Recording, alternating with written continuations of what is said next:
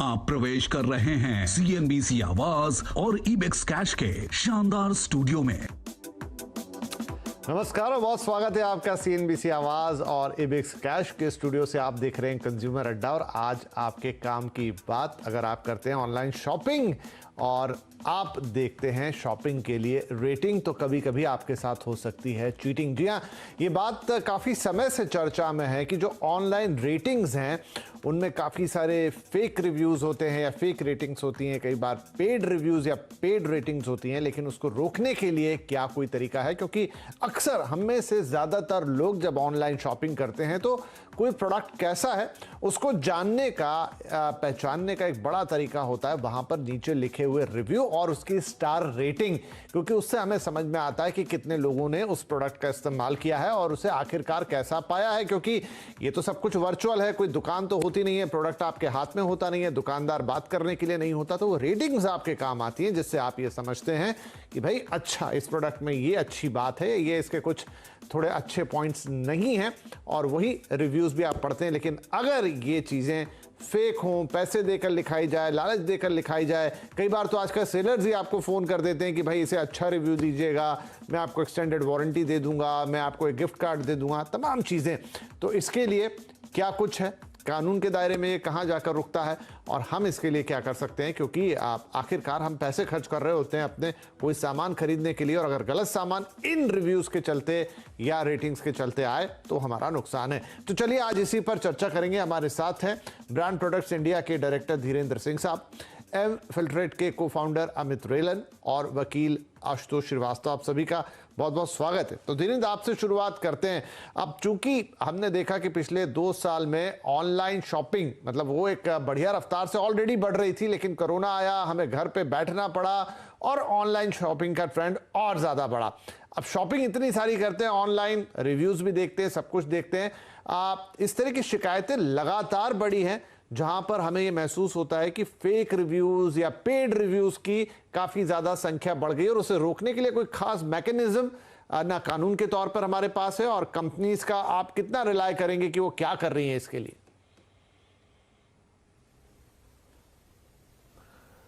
Thank you for having me on the show. And जहाँ तक आपने ये सवाल पूछा, बड़ा जायज़ सवाल है।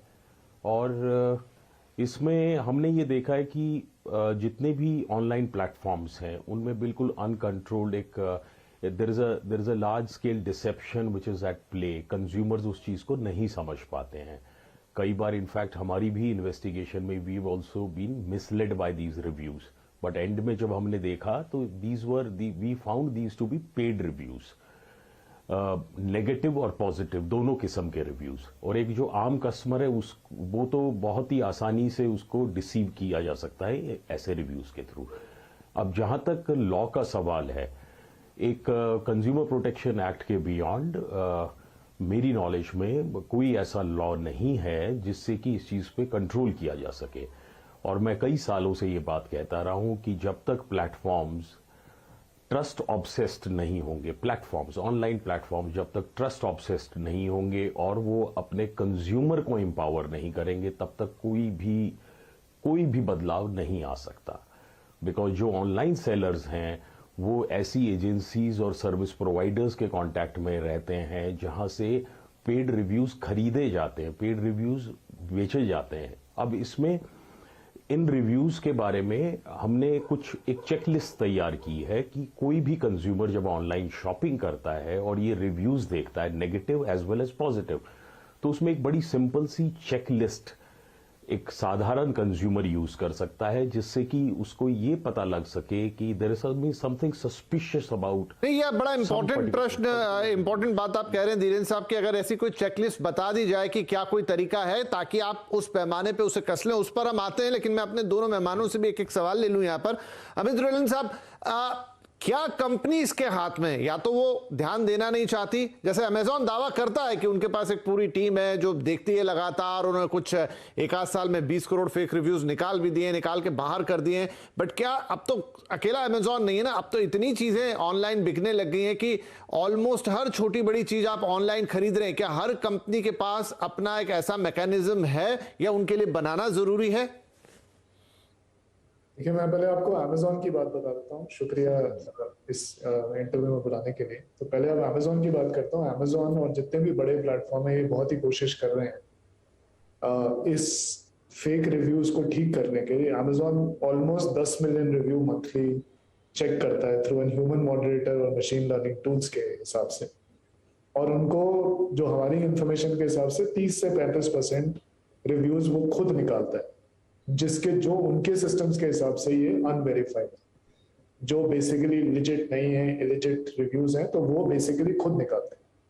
बट इसको निकालने के लिए कम से कम आपको 30 से 40 दिन का टाइम लग जाता है। तो मतलब कहने का मतलब है कि अगर अमेजोन प्लेटफॉर्म वाले खुद ही, अगर उनको वो रिव्यूज निकालने में 30 से 50 दिन का टाइम लग गया, तो as a consumer whatever I will see, जो भी मैं देखूंगा मुझे लगेगा कि ये सही है, तो मैं उसके बेसिस पे कोई डिसीजन ले लूँ। और एक पैरेलल इंडस्ट्री चल रही है ये फेक रिव्यूज की। आपके पास कई व्हाट्सएप ग्रुप्स हैं, कई फेसबुक ग्रुप्स हैं, जहां पे ये रिक्रूटर्स रिक्रूट होते हैं कि फेक रिव्यू दीजिए। तो ये एक बहुत बड़ी एक इंडस्ट्री, पैरेलल इंडस्ट्री चल रही है। एक तरफ प्लेटफॉर्म्स अपने हिसाब को हटाने की कोशिश कर रहे हैं, दूसरे एंड पे एक पैरेलल इकोसिस्टम बना हुआ है जो ये बेसिकली कर रहा है, और ब्रांड्स भी इसके लिए इक्वली रिस्पॉन्सिबल है कि उनके साथ एंगेज कर रहे हैं या सेलर्स एंगेज कर रहे हैं। हाँ बिल्कुल, ये एक बड़ी समस्या है कि कई बार तो जो ब्रांड है या सेलर है वही एंगेज कर रहे हैं उनको, या कई बार ऐसा भी होता है कि एक सेलर ही आपको फोन करके या तो बोलता है कि आप फला चीज का रिव्यू अच्छा कर दीजिए, मैं आपको एक्सटेंडेड वारंटी दे दूंगा, मैं आपको एक छोटा मोटा पुछल्ला टाइप का गिफ्ट भेज दूंगा, या वो भेज ही देते हैं ऑलरेडी, वो भी अपनी तरफ से ऐसे काम करते हैं। ठीक है, तो मतलब आप देखिए तीनों तरफ है। एक तरफ प्लेटफॉर्म है जो अपनी कोशिश कर रहा है उसको ठीक करने के लिए, दूसरी तरफ एक पैरेलल इंडस्ट्री है जो चल रही है, और एक ब्रांड्स, और तीनों को ये प्रोडक्ट्स बेचने हैं अगर आप देखें, और कंज्यूमर बेचारा परेशान हो। जी बिल्कुल, मैं आशुतोष के पास जाता हूं, फिर हम और बातचीत करेंगे। आशुतोष, तो ये पूरी चर्चा दोबारा इसलिए घर में कि जो ब्रिटेन में जो नियामक है या कहें कि इसका कंट्रोल करता है इन सारी चीजों को, कंपटीशन एंड मार्केट अथॉरिटी, इसी साल की बात है जून के आसपास उन्होंने बकायदा अमेजॉन और गूगल को नोटिस भेजा, उनके खिलाफ जांच शुरू की, और ये कहते हुए शुरू की कि ये जो फेक रिव्यूज हैं आपने इनको हटाने के लिए कोई पर्याप्त एक्शन नहीं लिया। जी देखिए, ऐसी बहुत सारी जो कंपनीज हैं जो ई कॉमर्स में हैं और उनके थ्रू लोग प्रोडक्ट्स खरीदते हैं। अब बहुत बार जो है ये कंपनीज ये कहती हैं कि भाई ये प्रोडक्ट हम नहीं बनाते हैं, हम सिर्फ वो जो है ई कॉमर्स को हम फैसिलिटेट करते हैं, हम एक तरह से आईटी सर्विस हम दे रहे हैं, और हमारे पोर्टल के थ्रू लोग जो है उनको जो चाहिए वो प्रोडक्ट को वो लेते हैं। प्रोडक्ट तो मैन्युफैक्चरर कोई और होता है। अब अगर हम, जैसे आपने कहा बिल्कुल ठीक है, नोटिसेस गए हैं, और कहीं ना कहीं ये कंपनीज जैसे अमेजोन ने भी कहा कि ठीक है हम इन रिव्यूज को देखेंगे, हम कितने हद तक हम इसको देख सकते हैं कि फॉल्स रिव्यूज है, कौन कौन से फॉल्स है, उस पर हम अपना जो अंकुश लगा सकते हैं, जो हम उसको कंट्रोल कर सकते हैं, वो हम करेंगे। अगर हम अपने मतलब हमारे इंडिया की बात करें तो देखिए, जो हमारा कंज्यूमर प्रोटेक्शन एक्ट था पुराना 1986 का, उस समय तो जो है ई कॉमर्स नाम की कोई चीज थी नहीं, इसलिए इसको जो है उसमें शामिल नहीं किया गया था। लेकिन 2019 में जो है अमेंडमेंट हुआ, कंज्यूमर एक्ट 2019 बन के आया, उसके अंदर जो है सर्टेन प्रोविजंस को लाया गया, जिसमें अनफेयर ट्रेड प्रैक्टिसेस को भी लाया गया है, और जैसे सेक्शंस उसके 95, 96, 97, इसके अंदर बहुत सारे प्रोविजंस को जो है मेंशन किया गया है कि अगर गलत तरह से अगर कोई एडवर्टाइज करता है और गलत एडवर्टाइजमेंट के थ्रू अगर लोग कोई प्रोडक्ट खरीदते हैं और उसमें जो है उनको कोई भी इशू आता है, तो वो अथॉरिटीज को कंप्लेन कर सकते हैं। सेंट्रल गवर्नमेंट जो है एक अथॉरिटी बनाएगी और वो उसमें जांच करेगा, और जो है उसमें एडिक्वेट मेजर्स लेगा। यहाँ तक कि फाइन का प्रोविजन है, उसमें ऑफेंस का प्रोविजन है, यहाँ तक कि पनिशमेंट का भी प्रोविजन बनाया गया है। हालांकि अभी जो है ई कॉमर्स से रिलेटेड जो है और भी लॉज को एक्सटेंड करने का जो प्रपोजल दिया गया है, तो ये चीजें हाँ सही आप कह रहे हैं कि अब इम्प्लीमेंटेशन में आते आते और उनको बनते बनते हमें एक रेगुलेटर की जरूरत है बिल्कुल इस पूरे सेक्टर को देखने के लिए, क्योंकि काफी तेजी से बढ़ रहा है ये, और इसमें आपका डायरेक्ट कोई कनेक्शन होता नहीं है, आप सब कुछ ऑनलाइन कर रहे होते हैं। तो यहाँ पर धीरेन्द्र साहब आते हैं कि ये लॉ बनेगा तब बनेगा या इम्प्लीमेंटेशन जब होगा तब होगा, लेकिन आपने जिक्र किया कि आपके पास यानी ग्राहक के पास कुछ ऐसे तरीके हैं या कुछ ऐसी चीजें हैं जिनके जरिए वो पहचान सकते हैं। बताइए हमें वो क्या चीजें हो सकती हैं। ओके, जहां तक इन फेक रिव्यूज का सवाल है तो एक बहुत ही कॉमन सेंसिकल चेकलिस्ट है।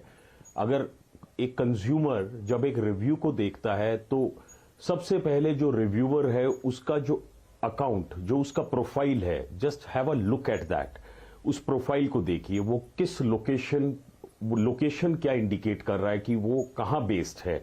फिर उसके बाद अगली चीज आती है, उसी अकाउंट से कनेक्टेड यूजर नेम है, कुछ ना कुछ आपको सामने नजर आएगा, उससे उस रिव्यूअर के सोशल्स देखिए अलग अलग प्लेटफॉर्म्स पे कि उस कंज्यूमर की कहां कहां क्या क्या प्रेजेंस है, जिससे कि you will find the dots which you can connect. एक आम कंज्यूमर उन डॉट्स को कनेक्ट, फिर उसके बाद उस अकाउंट को क्रिएट करने का जो रिव्यूअर का अकाउंट है उस प्लेटफॉर्म पे, उसको क्रिएट करने का तारीख कौन सा है, date of creation of that account.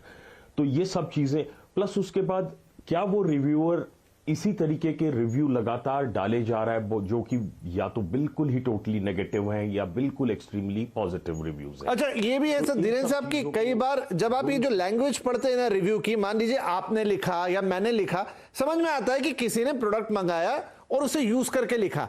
ये जो फेक रिव्यूअर्स होते हैं या पेड रिव्यूअर्स होते हैं, इनकी एक स्टैंडर्ड भाषा होती है। आपको शायद वो भाषा कई जगह देखने को मिल जाएगी, क्या वो भी एक तरीका हो सकता है?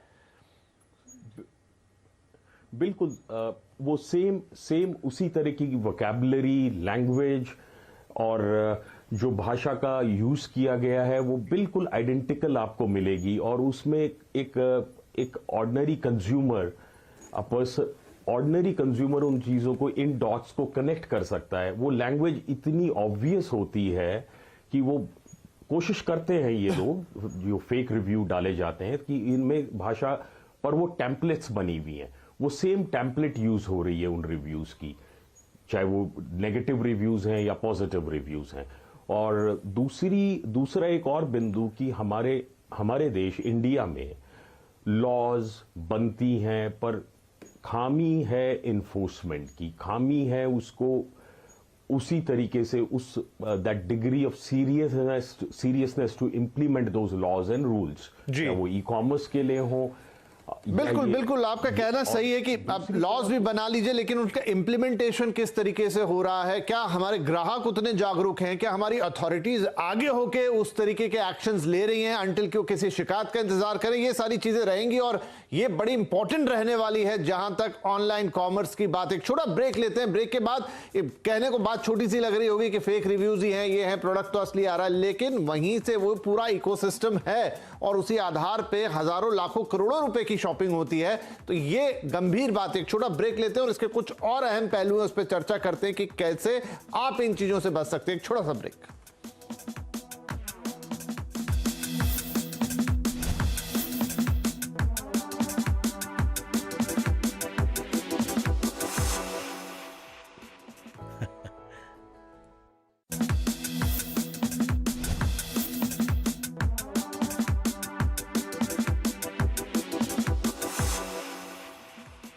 Welcome back. कंज्यूमर अड्डा में आज बात हो रही है ऑनलाइन शॉपिंग में रेटिंग या फिर चीटिंग, क्योंकि कई बार फेक या पेड रेटिंग्स या रिव्यूज आपको गुमराह करने का काम करते हैं और आप वो सामान खरीद लेते हैं जो इंफीरियर होता है, उसकी क्वालिटी उतनी अच्छी होती नहीं जितनी कि उसको रेटिंग्स मिली हुई होती हैं। तो अब आप इससे कैसे बचेंगे?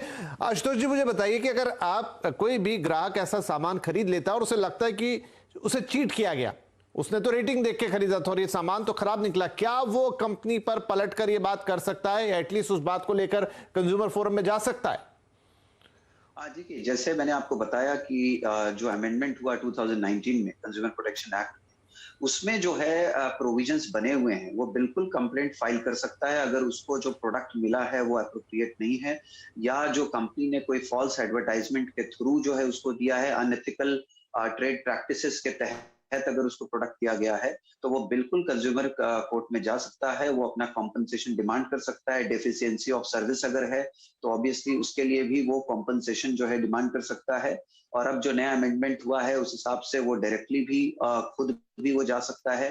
हालांकि पहले भी प्रोविजन था कि बिना लॉयर के भी वो जा सकता था। आज की डेट में भी कंज्यूमर जो है उनको और भी बेनिफिट्स दिए गए हैं और भी उनको ईज बनाया गया है कोर्ट को अप्रोच करने के लिए, कॉम्पनसेशन को डिमांड करने के लिए, और उनके पास ये पूरा राइट है। और जैसे मैंने आपको बताया कि जो ई कॉमर्स रूल्स जो 2021 का जो भी प्रपोज्ड है, जो अभी बना नहीं है, उसके बाद ये बहुत ही एक वेव चेंज होगा इसके अंदर डेफिनेटली, और बहुत जगह पे जो है कंट्रोल होगा। देखिए, एक तरफ तो ठीक है कि कंज्यूमर कोर्ट जा सकता है, कॉम्पनसेशन मांग सकता है, लेकिन दूसरी तरफ मुझे लगता है कि जो लॉ इन्फोर्समेंट एजेंसीज है जो इसके तहत जो काम करेंगी, मुझे लगता है उनको भी थोड़ा हर तरह से ट्रेनिंग देना या उनको असिस्टेंस देना या उनको इक्विप करना कि वो इस तरह के फॉल्स एडवर्टाइजमेंट पकड़े और उस पर कोई एक्शन ले, बड़ा इंपॉर्टेंट होगा। अमित, मुझे बताइए कि आपने थोड़ी देर पहले एक दो बड़ी कंपनियों के नाम दिए और उनका, चलिए वो तो एकदम जायंट है, लेकिन मैंने जैसा कहा कि इन दिनों तो हर दूसरा छोटा मोटा सामान, इतनी सारी ऑनलाइन वेबसाइट, कंपनियां कितनी सीरियस है इस चीज को लेकर? क्या वो इसे एक्स्ट्रा खर्चा मानती हैं, इतना सीरियसली लेती ही नहीं, या फिर सीरियस हैं कि नहीं इस चीज को हमें रोकना है? क्योंकि अगर वही रोक लेंगी तो ग्राहक को इतनी मेहनत नहीं करनी पड़ेगी और कायदे से उन्हें ही रोकना चाहिए। देखिए, बड़ी छोटी कंपनियां अपने प्रयास कर रही हैं, उनकी तरफ से ये हमेशा रहेगा कि हमारे प्लेटफॉर्म में ट्रस्ट और ट्रस्ट का एक एनवायरनमेंट रहे। बट ये मतलब, लेकिन ये जो टेक्नोलॉजी है, ये हमारा टेक्नोलॉजी भी चाहिए, हाइब्रिड लोग भी चाहिए इसको करने के लिए, और एक पूरा इकोसिस्टम भी चाहिए कि हम पकड़े कैसे। जैसे आपने लॉ की बात करी, आपने कंज्यूमर एजुकेशन की बात करी, तो ये ब्रांड्स या जो प्लेटफॉर्म्स हैं ये खुद अकेले नहीं कर पाएंगे, बिकॉज कई चीजें इनके कंट्रोल में ही नहीं है। कई कंट्रोल इनका प्लेटफॉर्म्स के कंट्रोल में, जैसे आपके गूगल हो गए, फेसबुक हो गए, व्हाट्सएप हो गए, लॉ इन्फोर्समेंट एजेंसीज हो गई। तो ये एक आदमी कोई सॉल्व नहीं कर पाएगा, कोशिश जरूर रहेगी, बट अभी टेक्नोलॉजी इतनी मैच्योर नहीं है, और सेकेंडली इस पूरे इकोसिस्टम को समझने की क्षमता भी सबकी नहीं है जी। ये गैप हमेशा ये है और ये थोड़े दिन के लिए रहेगा। तो ये थोड़ी सी एजुकेशन की बहुत जरूरी है। नहीं, उस अवेयरनेस के लिए तो ये बातचीत हम कर ही रहे हैं। तो धीरेन्द्र साहब, आपको क्या लगता है, मतलब एक तो है कि हम टेक्नोलॉजी बना दे, दूसरा लॉ इन्फोर्समेंट है, और तीसरा है इन्वेस्टर एजुकेशन, और ये तीसरा काम हम कर ही रहे हैं बैठकर, ज्यादा से ज्यादा को लोगों को ये बताएं। लेकिन कई बार वो इतना आसान नहीं होता है एक आम कस्टमर को जानना कि रिव्यू सही है या गलत है। देखिए, ये बार बार एक बात बोली जाती है कि प्लेटफॉर्म्स, इंडिया में जो ई कॉमर्स प्लेटफॉर्म्स हैं वो इन चीज़ों पे, इन रिव्यूज को कंट्रोल करने के लिए काम कर रहे हैं, पर I do not agree totally with that statement. ये बार बार क्लेम किया जाता है, प्लेटफॉर्म्स भी क्लेम करते हैं। क्या आज तक ई कॉमर्स के इतिहास में हिंदुस्तान में, एक सिंपल सा टेस्ट है, कितने ऐसे सेलर्स हैं जिन्होंने ऐसे गलत review, deceptive reviews, negative positive reviews डलवाए और किसी भी एक ई कॉमर्स प्लेटफॉर्म ने कोई लीगल एक्शन बिल्कुल ऐसा उदाहरण नहीं है पे मौजूद ऐसे किसी सेलर के अगेंस्ट लिया हो? एक भी केस ऐसा नहीं है हिंदुस्तान में। तो what does it tell us? It just there is no gravity which is involved as far as these e-commerce platforms are concerned कि किसी तरीके से इस चीज को कंट्रोल किया जा सके। अदरवाइज वो एक आधे सेलर के अगेंस्ट तो एक्शन लेते, पुख्ता एक्शन लेते, जिससे कि एक मैसेज जाता बाकी सभी सेलर्स को। No, I think they are more concern about their bottom line.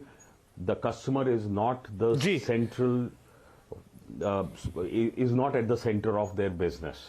नहीं, ठीक है। और मतलब उसमें मैंने जैसा कहा कि शायद एक दो बड़ी कंपनियां वो ले भी लें, लेकिन हजारों कंपनियां, छोटे छोटे ऑनलाइन प्लेटफॉर्म्स हैं, क्या वो ये सब कर रहे हैं? क्योंकि सब में रेटिंग तो हम देखते हैं, दुनिया जमाने के रिव्यूज देखते हैं, बड़े बड़े, जैसे आप साइट खोलते हैं उभर के आ जाते हैं, और वो कई बार तो फेक ना होते हुए भी लगते हैं, क्योंकि आपका दिमाग उस तरीके से चलता है कि किसी ने सही लिखा है या गलत। कुल मिलाकर जैसे जैसे ऑनलाइन शॉपिंग देश में बढ़ रही है, उसका इकोसिस्टम बढ़ रहा है, चाहे वो लॉ की बात हो, डेफिनेटली जैसा हम देख रहे हैं दूसरे देशों में एक्शन हुआ, बिल्कुल यहां भी होना चाहिए। जब तक वो एक्शन नहीं होगा शायद कंपनियों पे प्रेशर आएगा नहीं।